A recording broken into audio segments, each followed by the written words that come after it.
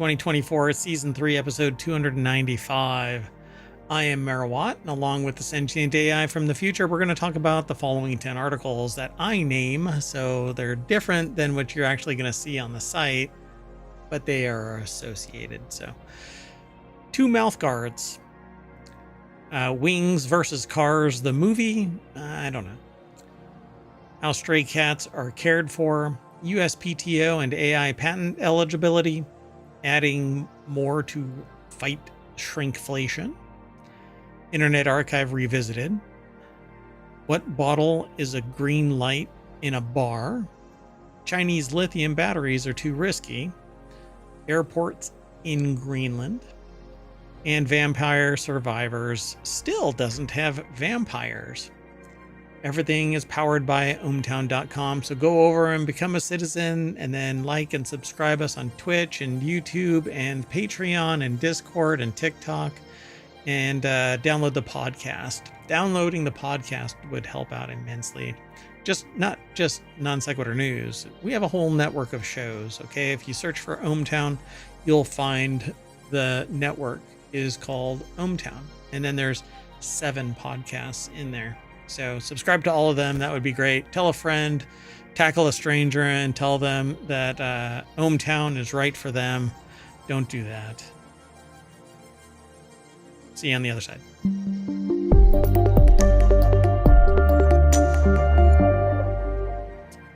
Hello again. I am Merawat, and the Sentient AI is here to say hi. Good evening, ohmTown citizens, and welcome to Non Sequitur News. Welcome, Sentient AI. How far art thou? I am well. How about you, Mayor Watt? I'm doing pretty good. I just typed in !NSN in the bot over on Twitch because the bot hasn't attached or remained attached to YouTube. YouTube doesn't really like ohmTown, kind of punts it every once in a while. So it becomes painful to see people type in NSN and it doesn't work. So, but it works over on Twitch. I guess it plays well with Twitch, a whole lot easier. At any rate, and if you do !NSN, it'll pop up all the show notes. Those will eventually be over on YouTube and the Discord, and not the Discord, Patreon and the podcast. I should put them everywhere, but I don't. Right now, they're mostly over on YouTube. We have 1,400 episodes, past episodes for you to revisit. So head on over to all of ohmTown. That's the playlist called All of ohmTown. But ohmTown, just go to youtube.com/ohmTown. All right, let's get going. First article is over in Mobile. Why are some NFL players wearing 2 mouth guards? I don't know. Sometimes you want to double up on the protection. New trend, however, calls for doubling up on safety gear, even if it isn't its intended purpose. There are a number of ways new equipment pieces are going to be seen in the NFL. So, oversized helmets, collars on their necks. Collars have been around for a while. I don't really get the double mouth guards, so, I mean, do they even fit? I guess they kind of have to. I don't know. It looks like there's 2 different, well, I mean, it can be any color, but why do they have 2 different ones? So, in 2022, Washington Commanders wide receiver Dyami Brown caught people's attention when he wore 2 dangling mouth guards, one bright yellow, the other one light blue, from his face mask. A week later, he wore green and bright pink mouth guards to match his cleats for the My Cause, My Cleats initiative. Pittsburgh Steelers wide receiver George Pickens was seemingly in the holiday spirit when he adorned his face mask with dual mouth guards, one red, the other green, in the same game 2 days before Christmas last year. So I guess they're just doing it because of charity or holidays. Interesting. So Wiggins had a black mouth guard matching his uniform next to a baby blue one. The baby blue one made an appearance again in week 6 alongside a bright pink, an apparent nod to October being Breast Cancer Awareness Month. Another Wookiee. Probably, I don't know if they use mouth guards. If they play football, they probably don't need them. Got Star Wars on my mind. Another rookie Bills wide receiver Keon Coleman had habitually worn mouthguards matching the colors of his opponents. Against the Arizona Cardinals, his mouthpieces were red and white. Against the Miami Dolphins, they were orange and white.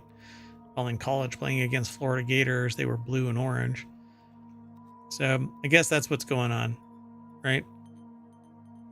I guess so. It's like a style choice. They have a little comment here. Wearing two at the same time isn't the first stylistic choice made by NFL players, as The Athletic reports. That is a New York Times section, I guess. Seattle Seahawks wide receiver DK Metcalf used to wear a Binky-style mouthguard because he thought it was cool, while Brian Burns, an edge rusher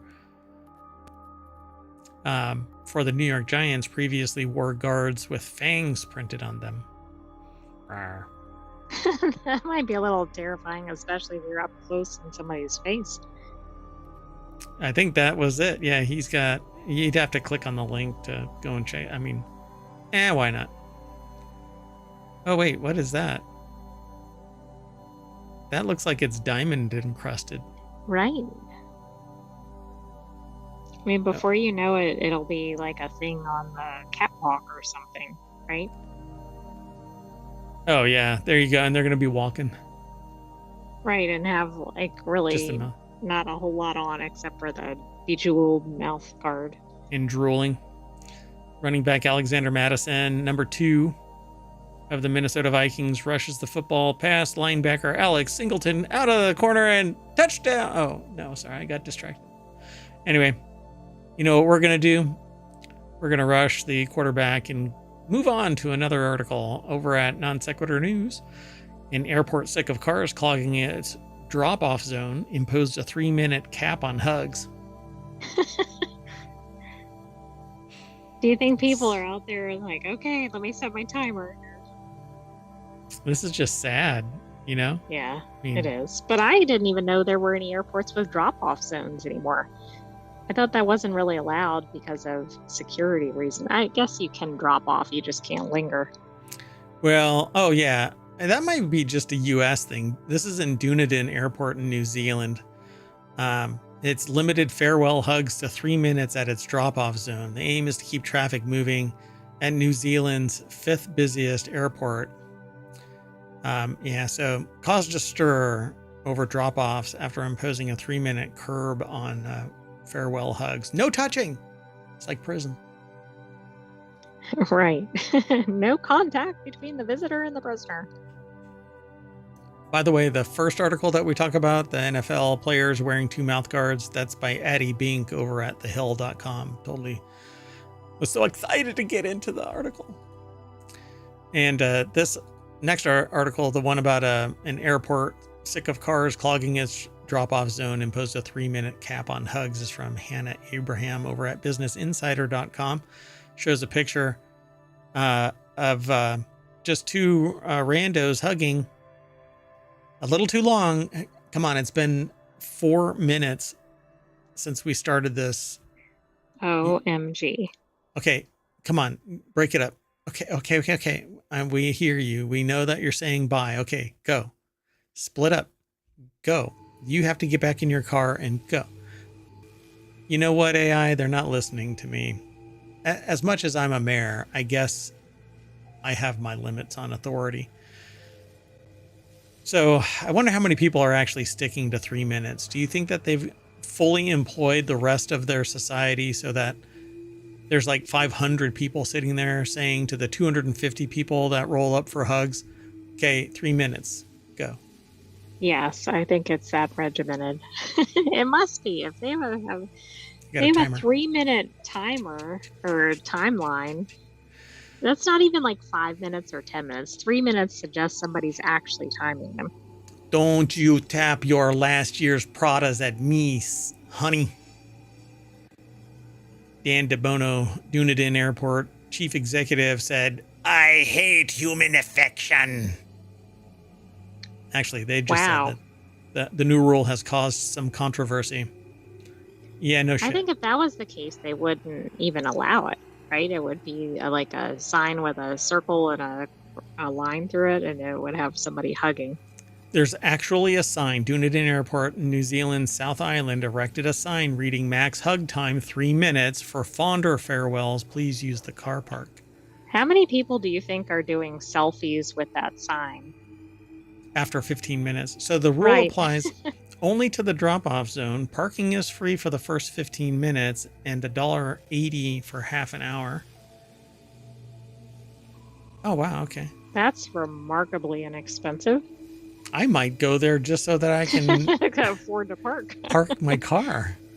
So Dunedin Airport CEO Dan Bonovo said that his team was having a bit of fun with the restriction, which he said was more of about enabling others to also have hugs.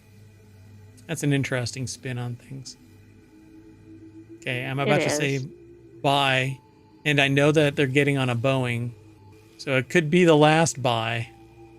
So maybe allow them more than 3 minutes. Yeah. Oh my gosh. The first time an accident happens after that, I would be... Lawsuit. Oh my gosh. Yeah. Denial of affection. Jesus. Anyway. According to the 2023 annual report, Dunedin Airport was the 5th busiest airport. The 5th of Firth. Sorry, that's from a podcast that I used to listen to all the time. What was it called? Oh, I forgot the name of it. Where he slips through a portal into another dimension. Anyway, so 920,349 passengers in 2023. That's how many people rolled through it. So if everybody got 3 minutes to hug, 2.7. Think how many years would that take to get all those people through there? Yeah, roughly 3 million minutes worth of hugs. That's a lot of hugs. We could all use some of those hugs. I think it's time for us to distribute those hugs. Let's break it down to just 1 minute, and then you've got 2 more minutes to distribute to the rest of the world. Is this like the cat distribution system? The hug distribution system. Moving on. Okay, that's odd because I hadn't seen this headline yet. So the next article is over in Non Sequitur News.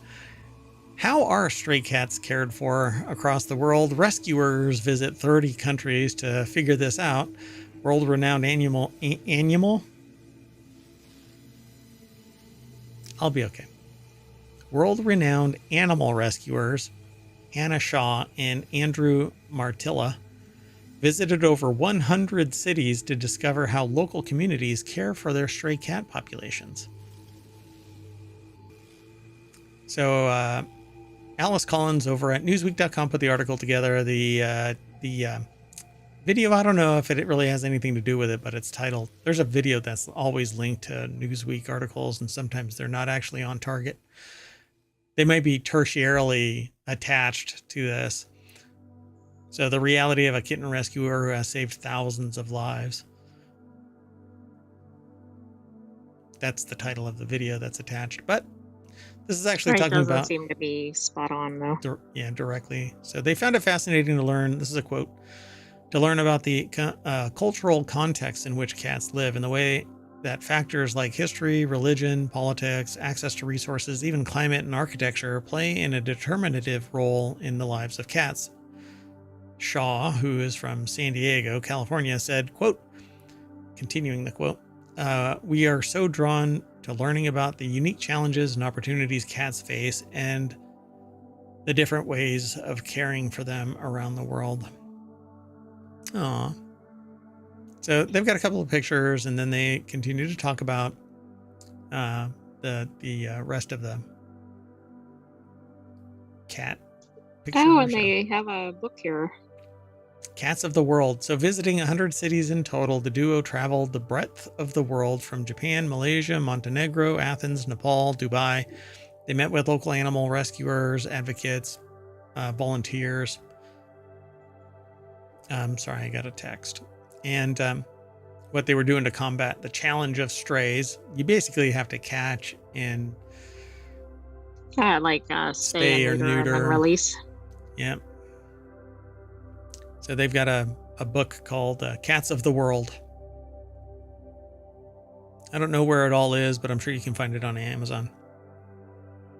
Gathering all of these experiences over the last few years has helped Shaw realize how differently America treats kitten welfare. Most shelters across the United States euthanize kittens under the age of 8 weeks because they require round-the-clock care, which shelters can't provide. Yeah, and when they're out in the wild, go ahead. The book is available on Amazon, by the way. It is. Yes.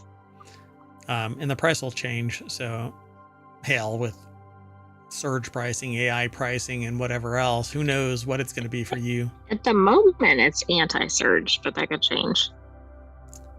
Yeah. If I go there, it's going to be a different price. I can almost guarantee Probably it. so. It's the mayor upcharge. Yeah, because I watched one item fluctuate with the frequency of a cheap ham radio in its pricing because it was sitting in my cart. Yeah, that box is still unopened. I actually ended up getting... No, I didn't. No. I got a less expensive one because I said, I'm not going to pay this surge pricing price. The hell is going on with this thing? Anyway, American Society for the Prevention of Cruelty to Animals estimates that approximately 920,000 shelter animals are euthanized each year, including 390,000 dogs and 530,000 cats. This is a lot of animals that are just kind of breeding out of control, right? They're not... Well, right. That's the main thing is they have to get, like, if you have pets, you need to make sure they're spayed and neutered. And then if you, like, adopt a cat, most shelters that adopt out cats, for example, have them spayed and neutered. But it's very important that if you get a new pet, to get them spayed and neutered, or see if they're already spayed and neutered. Indeed. I want this cat, though.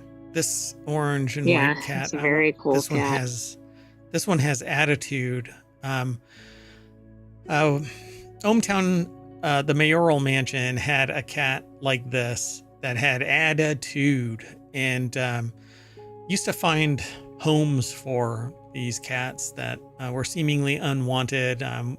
Took one in that while at a shelter showing, people walked by and said nobody's ever going to get that cat because it has a wonky eye, and so we took it, and it was older, and so it had its what do they call it? Its final home, or what's the phrase?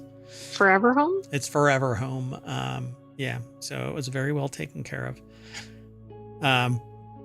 And then we had another one that was just nothing but this right here, nothing but attitude. And we found a really good home for it. And he took control of what were German Shepherds, like the German Shepherds in the other house.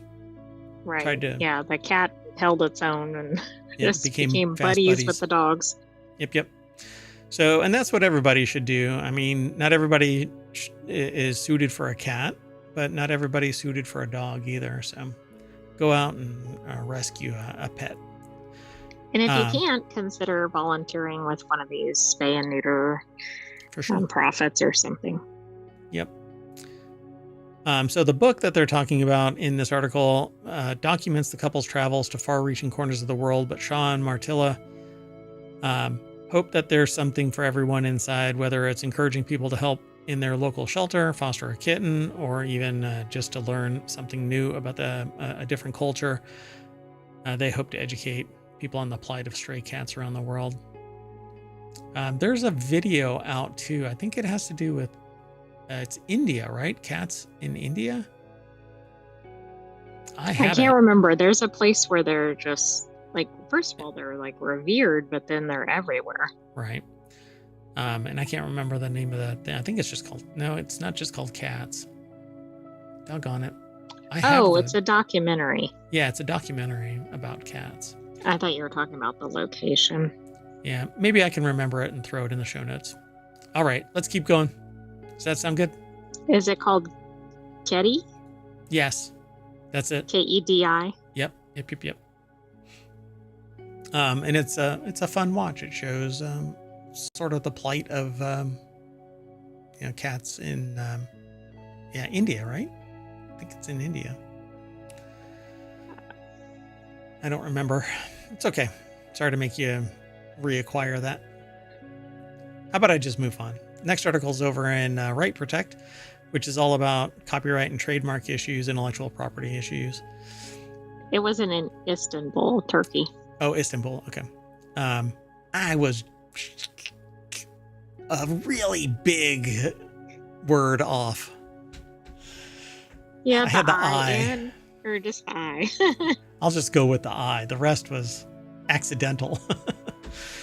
So this next article is over in Right Protect. IP organizations want more on USPTO's AI patent eligibility guidance.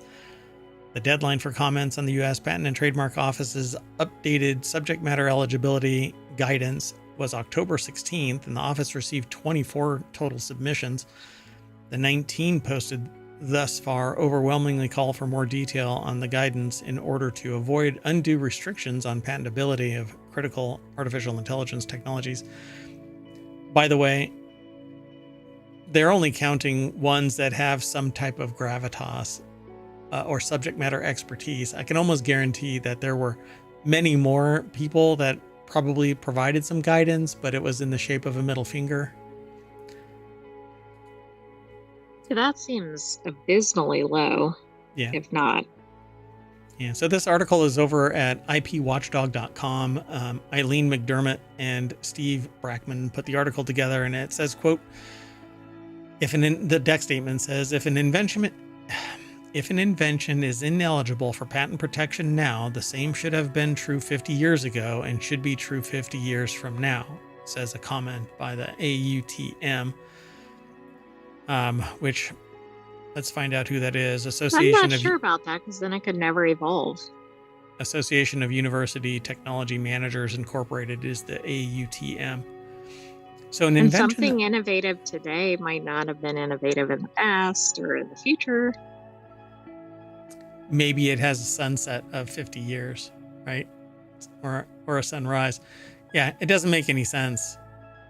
You know, something that was innovative 50 years ago, it would have patent protection. Right, but it wouldn't get a patent today. Right. And so that's where I think this premise is a bit off. I know it's just a comment, but yeah. Yeah, because common sense invalidates patent applicability or granting. If something is... Okay, so...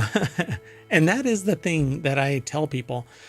There's cultural and temporal relativism. You can't apply today's mindset to historical past because it doesn't apply.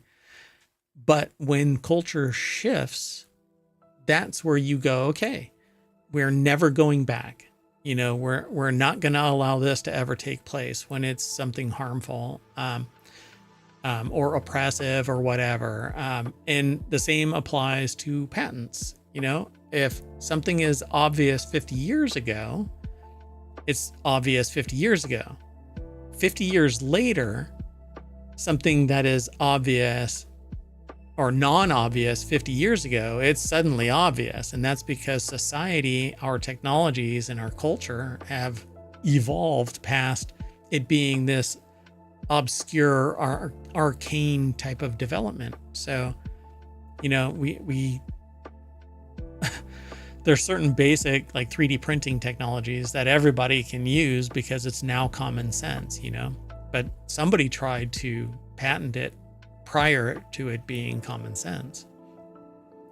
So major IP organizations, including the American Intellectual Property Law Association, the Council for Innovation Promotion, Intellectual Property Owners Association, and Pharma, Autumn, they've all weighed in, and they want more from the USPTO as to what the hell they're going to be doing with AI.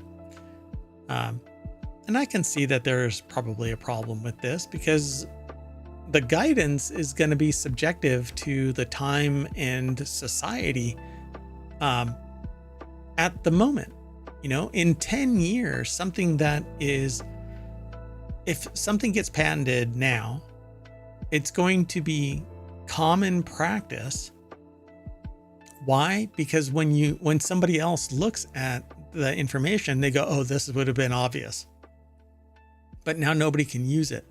I really don't like the idea of AI being patented Plain and simple. The technology behind it, yeah, sure. Go ahead.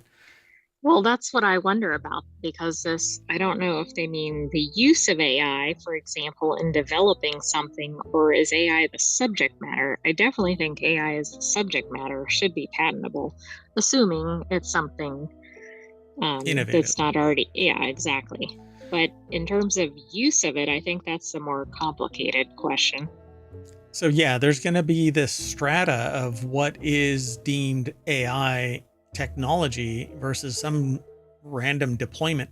My problem is going to be, like I said, the moment that somebody comes up with something, this is something that is born from neural networks.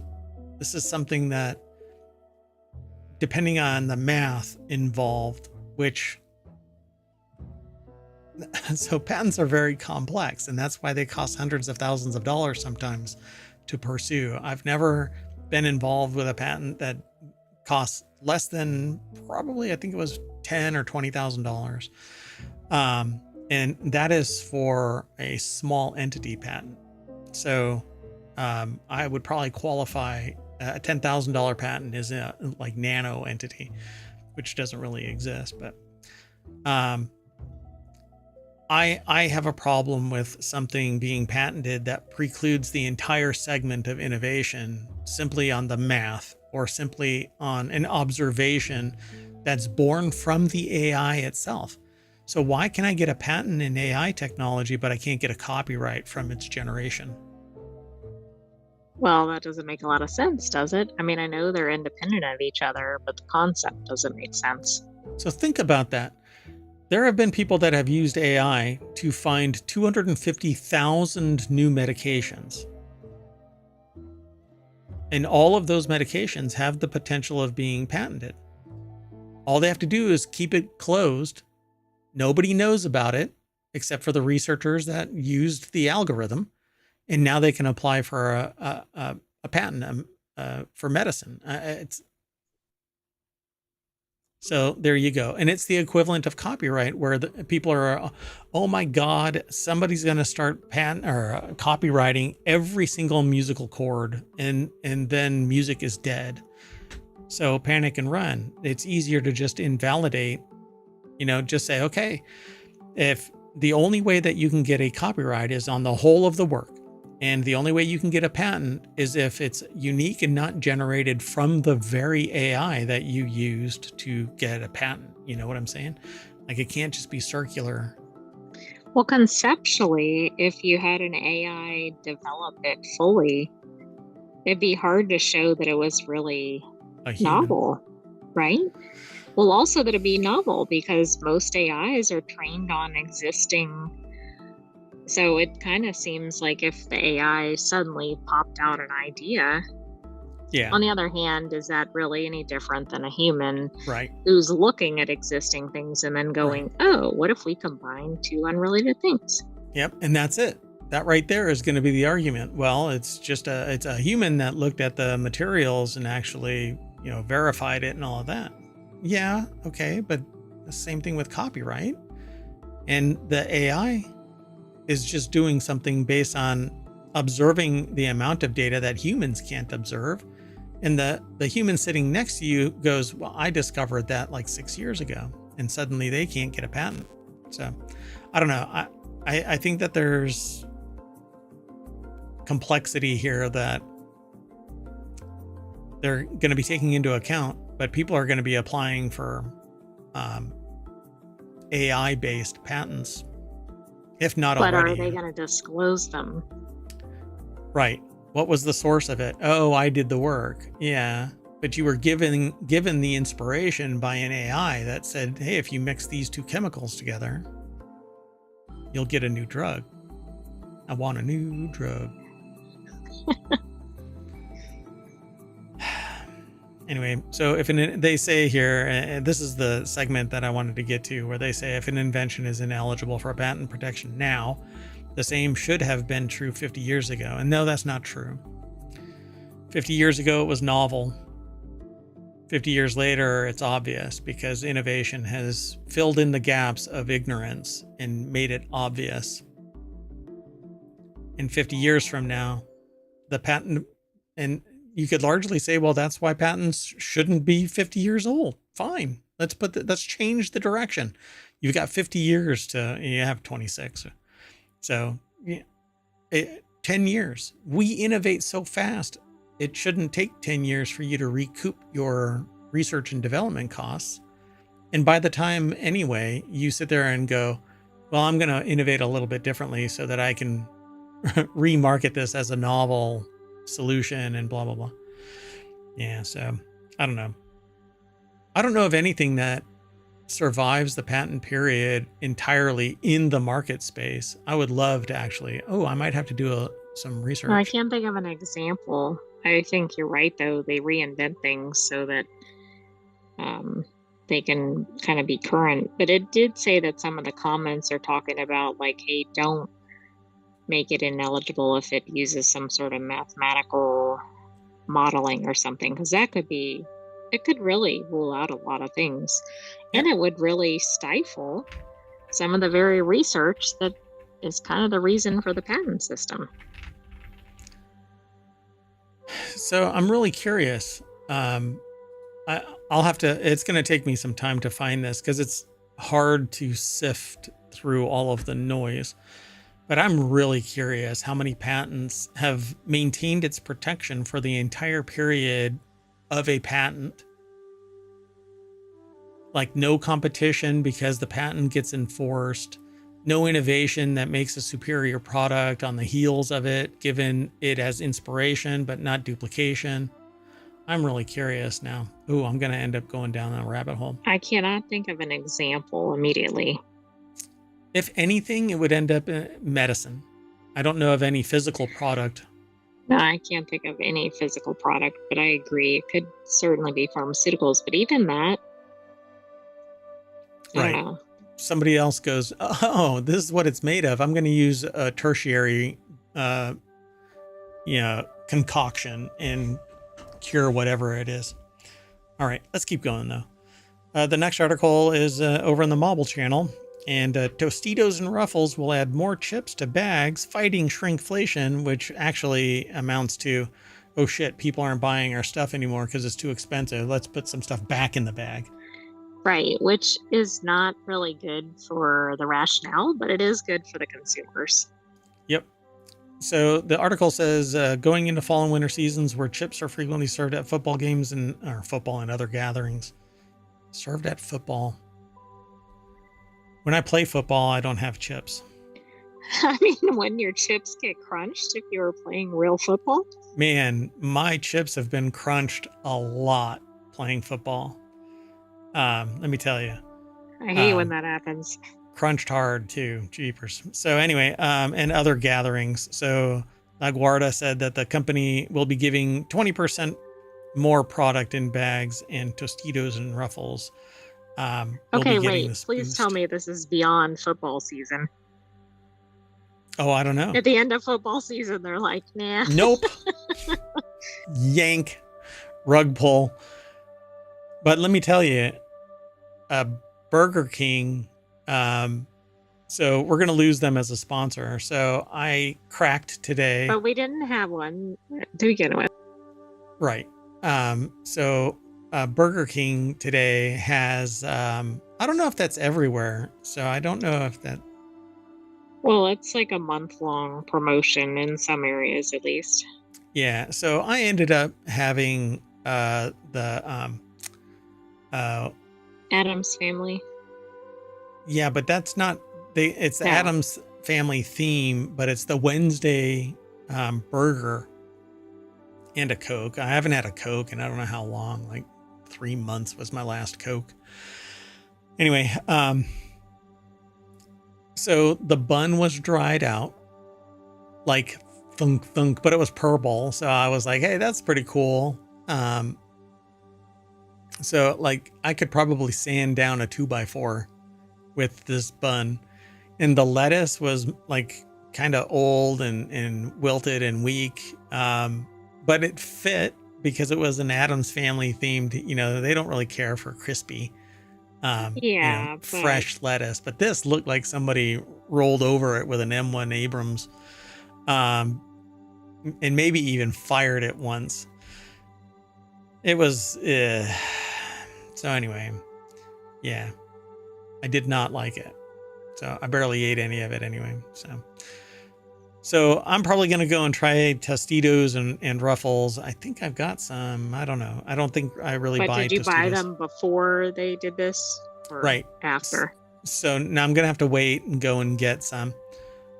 Paige Gawley over at Vice.com put the article together. The deck statement says, with shrinkflation on the rise in the US, PepsiCo is trying to win back customers by giving them more for their money, or actually giving them what they paid for their money. And by the way, people who freak out by, oh my God, there's so much air in this bag. It's there That's so to, you don't have a bunch of crumbles, right? yes, like my Tostitos when I play football. Going into the fall and winter seasons. So chips are going to get 20% more, but they're not there yet, I guess. They don't say when it's actually going to kick in, I don't think. Right? Pepsi No, replaced so its... it's kind of a roulette, right? Like you might buy them today, but they're not at the greater volume. Yep.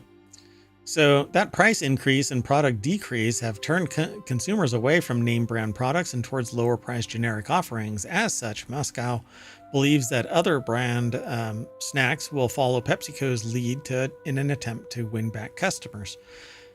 It's not just PepsiCo that's been accused of shrinkflation. Delish reported that Chipotle planned to re-emphasize the importance of generous proportions to its workers amid public outcry, but that's because they started like really buckling down on how they filled their food, either the bowl or the burrito or whatever. There whatever. was actually a food theory episode about that.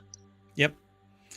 And then Pepsi replaced its 32-ounce Gatorade bottles with a 28-ounce for the same price. Yes, and it pissed me off because I drink Gatorade. And Nabisco shrank the family size box of Wheat Thins by 12%. General Mills shrank the family size box of Cocoa Puffs by 6%. Frito-Lay shrank the size of Doritos bag by 5%. And boy, was the AI pissed. No, probably didn't even notice it because that giant bag just... But if I was outraged by snack foods, that would be it. Right. So shrinkflation is everywhere, but I don't call it shrinkflation. I call it freaking greed, because you're making more money. You're selling less product. It isn't really costing you that much more, but instead of pleasing your freaking customers, you're pleasing nothing but the stakeholders, the stockholders, not stakeholders. Stakeholders is everybody that has an interest in your product. Stockholders are really only interested in the profiteering off of this shrinkflation bullshit. So bring everything back to where it was and reduce your margins by 1%.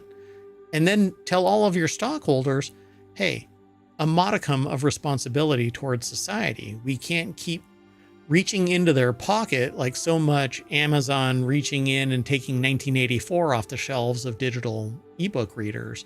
You can't sit there and give back. I mean, it's... Consumers just don't like that. Yeah, consumers hate this one trick. Charge more, give you less, and then be magnanimous during... Right, and then be like, oh, come buy more stuff from us. Yeah. Hey, would you like this loaf of bread? And then smack me in the face. It's bad enough that I have to actually pay for paper bags, and I have to rebuy reusable bags that always get left either at home or in the trunk of your car. And then your car is 6 miles away down the parking lot. Moving on. Oh my God, it's such a racket about the reusable bags. Isn't it? Yeah. There's like 30 bags in my trunk. And the convenience and the mindset, I'm like, the first thing that I do when I pull into a grocery store is not go, oh God, I need to carry my 15 bags around. I hope that I need them. Look like a crazy cat lady, right? Shouldn't say that, right? Because of I don't think I would. the way that in the general sense. the way that it's crossing over in certain marketing circles, it doesn't work anymore. You can't say certain things. You know, I used to go, hey, you know, I like weird. Weird is fun. But now weird is aligned with wingnut wacky. Anyway, hey, the next article's over in Non Sequitur News. Internet Archive suffers major attack. Hackers boast that they have your data. And I thought that this was something old. I did too, but I think it's a new one. They've compromised Zendesk. And this was just yesterday based on the date. Yeah, the Internet Archive has been compromised again with its Zendesk customer support system hacked on October 20th. But I swear to God, I read about that security flaw. Hold on. But I think they were also reported as being kind of back up and running, or at least partially. Like, it wasn't very long before they were targeted again. Zendesk vulnerability allows Slack takeovers. Was from 8 days ago from cyberinsider.com. So is it the same issue as originally caused the shutdown? 8 days ago is a Zendesk email spoofing flaw that allows attackers to gain unauthorized access to support tickets and potentially security breach altogether. Interesting. So on October 13th this year, there was a bug, $50,000 in bounties, a Zendesk backdoor from June 24. Yeah, the bug was reported to Zendesk, Apple, and Slack. So, yeah, I don't know if this is the exact same one, but let's take a look and see. So, oh God. So Marie Baran over at Newsweek.com put the article together. And it says hackers claim to have obtained access to over 800,000 support tickets and have sent emails to individuals who have interacted with the organization since 2018. It's a lot of support tickets. It's dispiriting. It is. So these people, the Internet Archive and aka the Wayback Machine, is just getting hit again and again. I mean, I feel like it's like somebody's mission to take this down, because it seems like it's getting hit more frequently than other things. Yeah.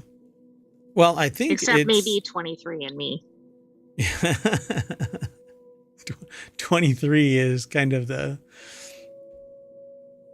what is that thing that the thing with the candy inside it? What do they call it? My brain just shut down. Oh, like a Pez? No. It's like in the shape of a animal, and you hit it with a stick. I can't remember. Oh, a piñata. Yeah, there you go. So like, 23andMe is a piñata, and now Internet Archive is like a digital piñata, just getting beaten. Her. I see it just swinging around, just violently, and there's like 4-year-old underneath it, just whacking the living crap out of it. Poor website. Whether you're trying to ask a general question or requesting the removal of your site from Wayback Machine, your data is now in the hands of some random guy. That's very misogynist, by the way. There's a lot of female hackers out there. Well, just hackers in general. They should just be referenced maybe as the hackers. hacker was male. Okay, maybe they actually left a comment that disclosed their... that'd be kind of dumb. What's that called? Like when you say your pronouns. Yeah, they hacked and left a note saying that I'm the hacker. Refer to me as he, him, they. I don't think maybe so. they were just making a comment and not considering the full range of hackers out there. All right. Yeah, that's right. That's what I'm saying. So Newsweek reached out to Internet Archive for comment via Twitter. One day earlier, the Internet Archive staff member took to Reddit to address the initial hack, and they emphasized that the team's effort to secure the site and restore services only to be punched right in the taint. So the teams have the teams have getting the site back secure and safe as the number one priority. They've taken no days off this past week. They're taking none this weekend, the staff member wrote. I spent today talking with tired and thoughtful people putting their all in, which is great, but you are limited to the skills of the people that are there. So if you don't have fresh eyes looking at this thing, you have the same problem. You don't know what to anticipate. Well, So absolutely. Plus, if everybody's extremely tired and fatigued, they're probably not at their best to solve this. yeah, and it's going to be expensive, but I know people. So you can contact me. But you need an outside auditor to review the integrity of your network, all of your assets from the outside in, do threat assessment, both inside and out. Look at all of your policy and procedure. Zendesk is another thing. Now you've got this other vehicle for which somebody can hack their way in. You're asking for trouble by just looking at it with the same set of eyes. So I hope that somebody else is looking at this. Yeah, I don't know. They're talking about the fact that it was under a distributed denial of service attack by self-described pro-Palestinian group known as SN Black Meta, also called Black Meta or Dark Meta. They took credit for the DDoS attack, but they haven't claimed the Zendesk data breach.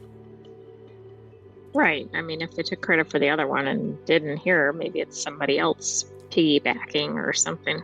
Yeah, but I'm willing to bet that this was a proxy attack via that same Zendesk. Oh, like the same vulnerability or something. Correct. Yep.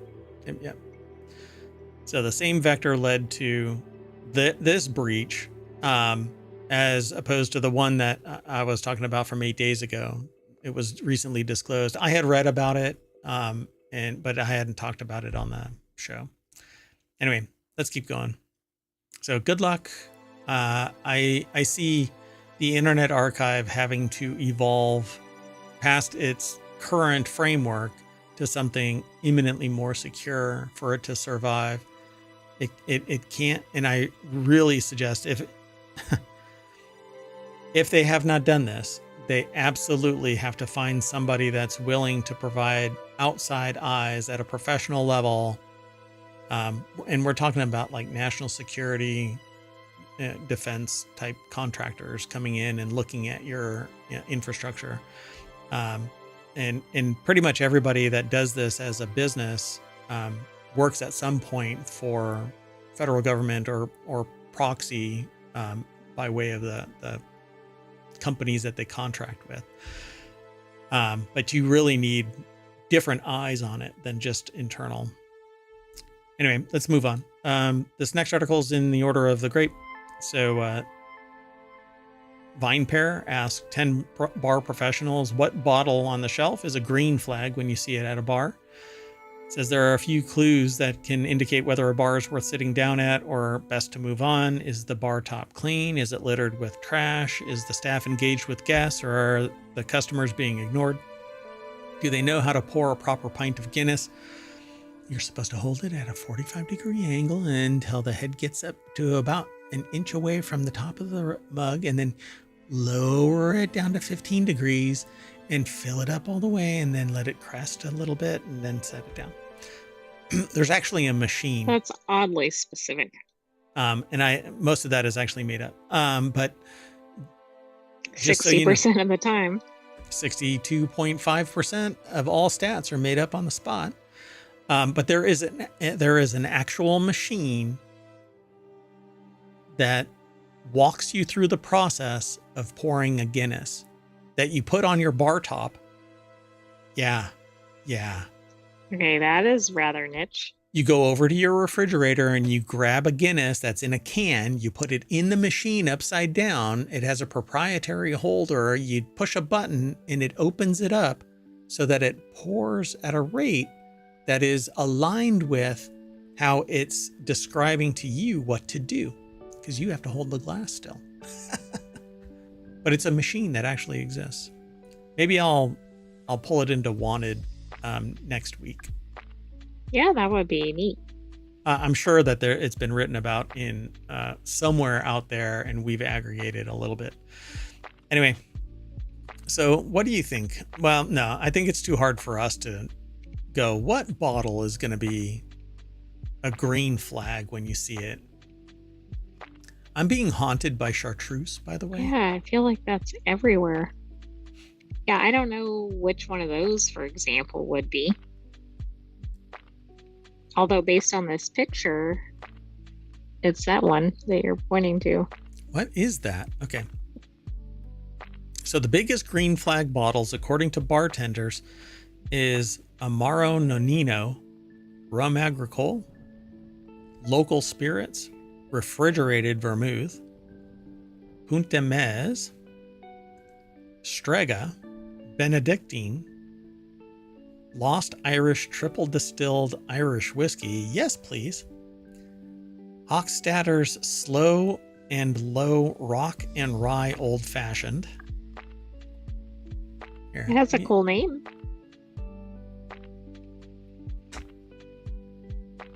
There. Okay. So I'll let you look at it. So let's see. Rittenhouse Rye, Green Chartreuse, Dirty Sue Premium Olive Juice. Poor Sue. Tequila Ocho, Fortaleza Tequila, Fernet Branca, Amaro Montenegro. Is that Suze or Souza? I think it's just Sue's. Suze? I've never even heard of that. Pathfinder, and any non-alcoholic spirit. Non-alcoholic spirit? Is there a bunch of... Oh gosh, they have them all. Okay, I'm not going to be able to go through all of this. A major green flag from an Irish whiskey perspective is Lost Irish, blended Irish whiskey containing the 3 core styles of Irish whiskey production and uses casks from 6 continents. It's a green flag because it's been created and promoted by a young team of amazing Irish people who put relationships before budgets. Oh my gosh, my spirit animal. And it represents a new era of contemporary progressive products in the category. If a bar has this, they care about who they support within Irish whiskey, and it helps that it's a banging, versatile dram. All right, Mark, you got the job. Director of Irish whiskey. Well, okay. I think I want that title, Director of Irish Exactly. whiskey. You know where I'll direct it? But he might not retain the director of Irish whiskey position long. So the Dead Rabbit is the location in Austin, Texas, where this person is the director of Irish whiskey. Irish whiskey. Oh, I love these bottles. Anyway, Plus, I would say read this article not just for the spirit recommendations, but also if these people are speaking your language, go try out one of these locations. oh yeah, because they're all locations. Look at that. It looks like it's one from each of these. Yeah, it looks like they went to a bunch of different bartenders and they each said, okay, here's the one. So you might find this kind of, this is a patented distilled non-alcoholic spirit called the Pathfinder Hemp and Root. So Alex Jump, which is the founder of Focus on Health, says, my green flag bottle for a bar is Pathfinder. Seeing this delicious bottle of non-alcoholic Amaro on a back bar tells me right off the bat that the bar team cares about having inclusive options for all customers. They say consumers. It also tells me that they have great taste because Pathfinder is absolutely delicious. Honestly, seeing any non-alcoholic spirits on a back bar is a big green flag for me. And the more of them, the stronger that green flag waves. So, yeah, Interesting. and this is interesting. It says hemp and root. So this is probably hops. So hops are actually a variant of the hemp, but they have a completely different characteristic and they don't have any of the deleterious like the effects. THC. Correct. And so when you see hemp, it might actually be hop related. So it's just not fermented into alcohol. So you'll get the bitterness from it. Probably. I'd have to look it up, but I'm pretty sure that that's going to be, I don't think that's going to be like hemp as opposed No, I to, don't think so. but we'll see. I'll have to take a look. Oh, and that's it. Okay, let's move on. This next article is over on Reality Hacker. U.S. government says relying on Chinese lithium batteries is too risky, and we keep seeing accidents about lithium-ion battery fires and stuff like that. And I agree with this. I think that we need higher quality battery packs for vehicles if we're going to continue to go down this road, so to speak. But maybe we should look at those things like hydrogen capsules. Yeah, I mean, there's a huge drawback, by the way, with those hydrogen, you know. I love the idea of it, but you know that there's going to be some numbskull that's going to be sitting there with a hammer and a nail trying to make this thing explode because we can't have nice things. A new document shows the Department of Homeland Security is concerned that Chinese investment in lithium batteries to power energy grids will make them a threat to U.S. supply chain security. But hey, guess what? We better acquire our own sources of Chinese lithium and not Chinese lithium, but lithium around the world, and keep domestic lithium in the ground, because if you take it out and try and store it, it either goes into use or it ages and breaks down. It's no longer as efficient or effective. But you can recycle it and all of that kind of stuff, but it gets more expensive with recycling, and it leaves dangerous chemicals as an after effect of its processing. But we need to keep the domestic supply in the ground. That's why we shouldn't be pulling oil out of the domestic ground, because it has to be consumed. Oil is still alive. It decomposes and it goes bad, just like gas. You can't keep gas stored in your, I don't know, call it a snow blower. Because so if we over mine it or whatever, then it actually goes to waste. Correct. It will go bad. Oil doesn't stay oil forever. Gas doesn't stay gas forever. Once it comes out of the ground, it starts decomposing, and you basically churn the older stuff out and get it used before it goes bad. So we need to leave it in the ground where it's safe, under pressure, no oxygen, everything is left alone. But the moment we touch it and start processing it, it starts aging. And we pay for other people to ship it to us. And ever since it became a stock commodity, the price is shot through the freaking roof. And if you want a history of that, go look at the history of the pricing of crude oil from the ground. And you'll see that the price, after it became a futures product, the price has been going up. It used to cost like $10 a barrel. And now I think I can't even remember. Right, I haven't isn't looked it for a like while. 150 or something? Honestly, I can't remember right now. Let's see. So, okay, I'm way off. You're not that far off. It's $70 to $75. And it changes with the frequency of a cheap ham radio. So, I'm trying to pull it all up now, but anyway.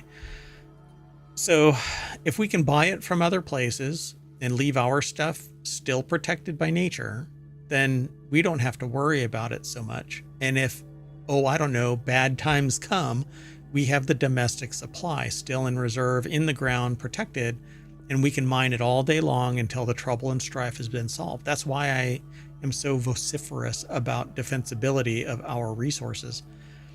If we can pay somebody else to provide us with resources, then let's do that until trouble comes a knocking. And it will, and it seems to be. But anyway, so the article is over at wired.com. Zeyi Yang? Hard to say the name. Zeyi Yang. Put the article together for wired.com. The new document shows the Department of Homeland Security is concerned that Chinese investment in lithium batteries to power energy grids will make them a threat to U.S. supply chain security.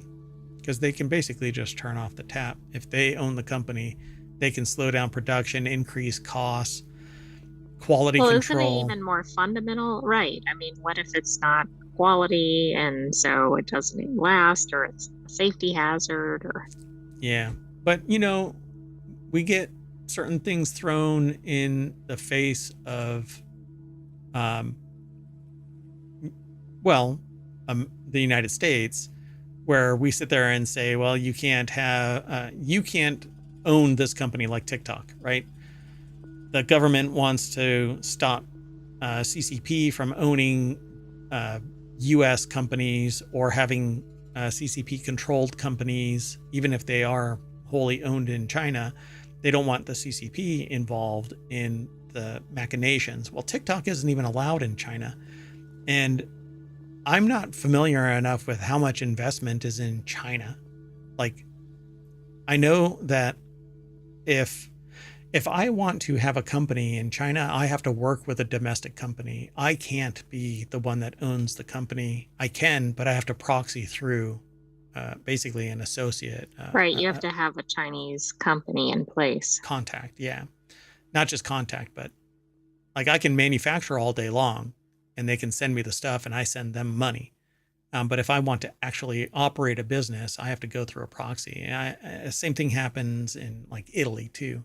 So it's not everybody, but it's definitely my understanding is China and Italy for sure, because I went through that process. At any rate, it says specifically the report alleges that 3 companies, Contemporary Amperex Technology Company Limited, CATL, Build Your Dreams, BYD, and Ruipu Energy Company Limited, or REPT, have benefited from the various forms of state support and leverage this to further business strategies for gaining U.S. market share. So, I mean, it's the equivalent of like an oligarch being supported by the state to acquire and own and direct a company so that it can funnel money and influence, control, etc., back to the oligarchy.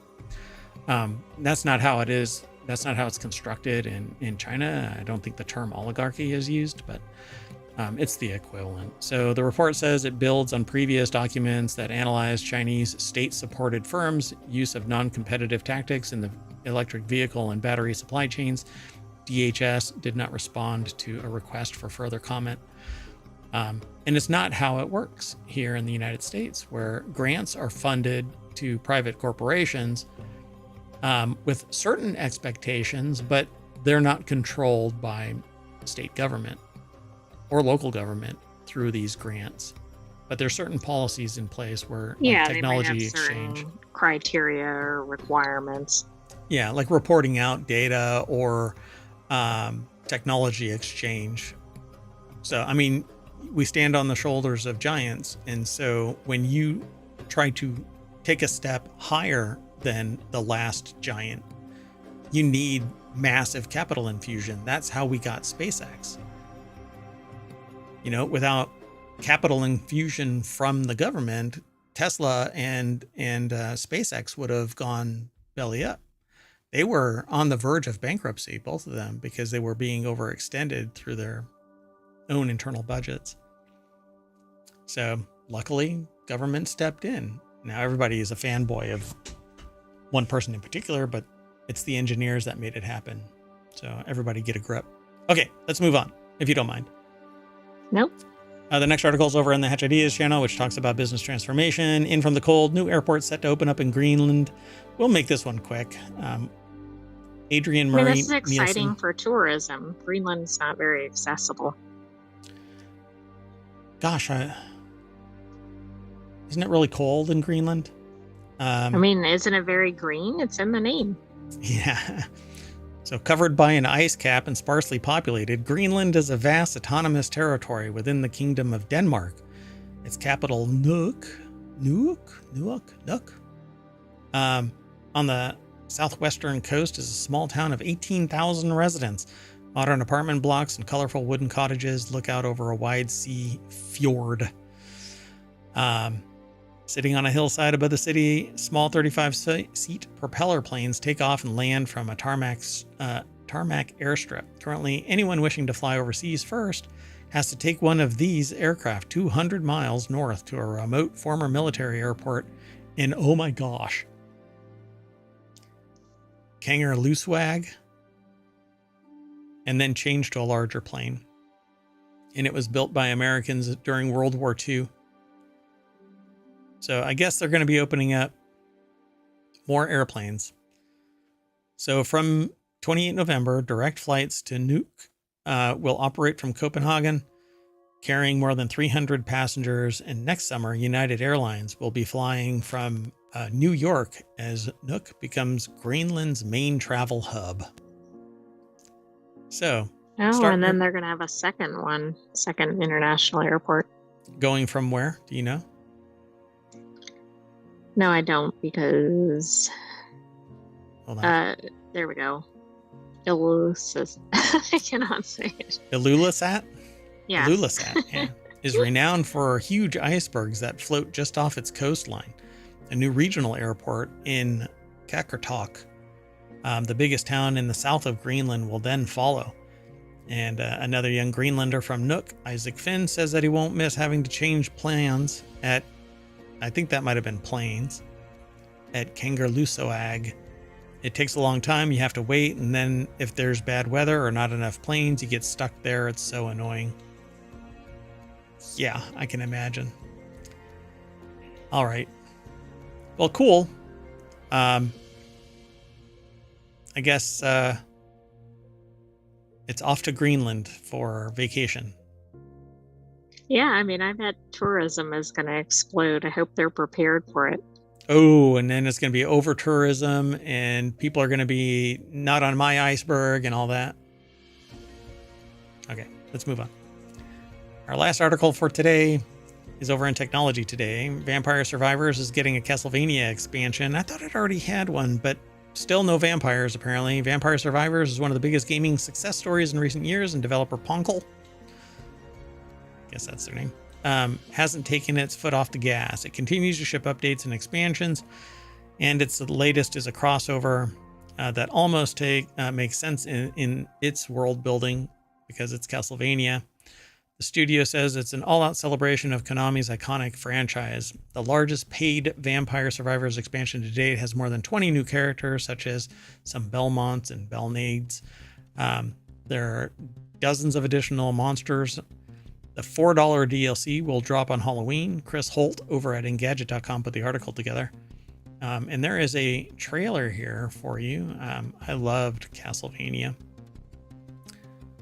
So, let's see what it says. 30 new music tracks as well, but still no vampires.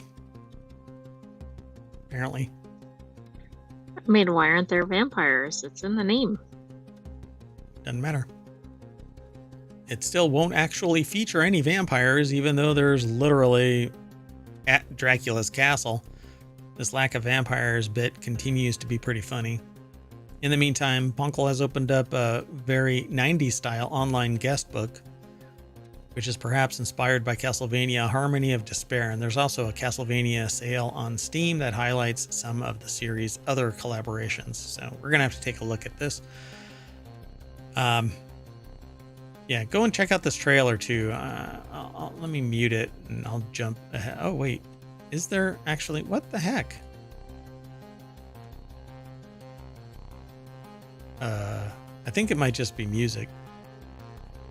What that trailer is. Oh well. Yeah, it must be just music. Well, it says there are going to be 30 music tracks. Yeah. So I suppose this is one of them. Vampire Killer, Vampire Survivors Ode to Castlevania.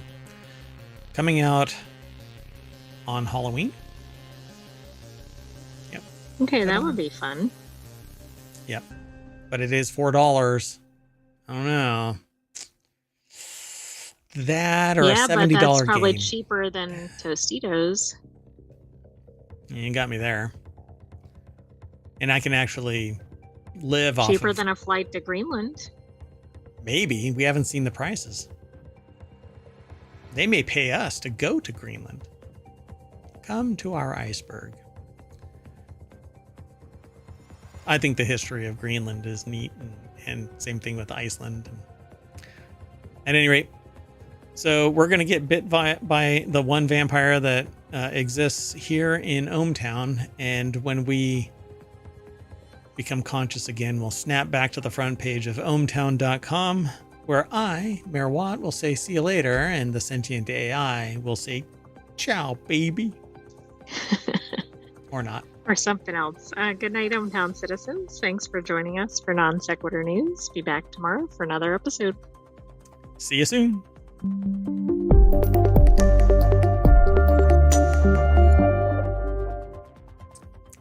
I want to chat